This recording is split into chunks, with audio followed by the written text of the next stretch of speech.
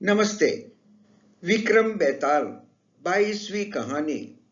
शेर बनाने का अपराधी कौन।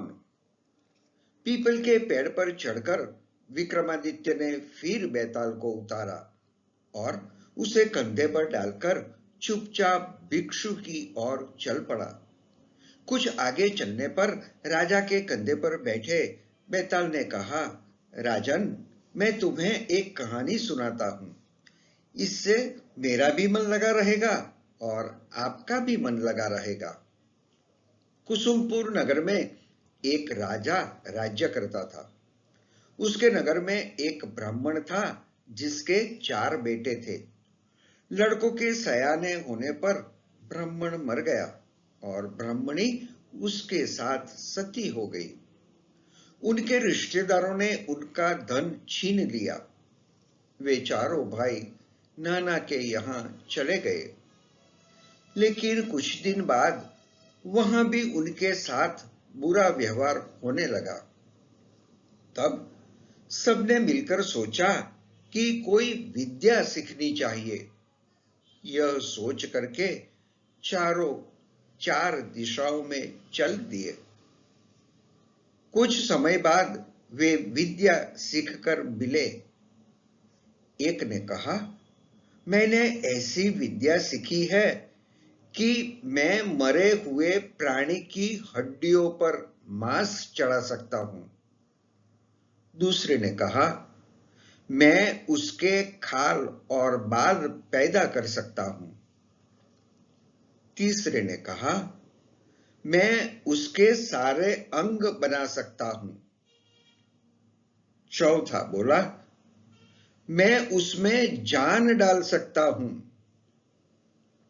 फिर वे अपनी विद्या की परीक्षा लेने जंगल में गए। वहां उन्हें एक मरे हुए शेर की हड्डियां मिली। उन्होंने उसे बिना पहचाने ही उठा लिया। एक ने मांस डाला, दूसरे ने खाल और बाल पैदा किए, तीसरे ने सारे अंग बनाए और चौथे ने उसमें प्राण डाल दिए। शेर जीवित हो उठा और सबको खा गया। इतना कहकर बेताल बोला, हे राजा, बताओ, उन चारों में शेर बनाने का अपराध किसने किया। सोचिए, विक्रमादित्य ने उत्तर दिया होगा। क्या दिया होगा?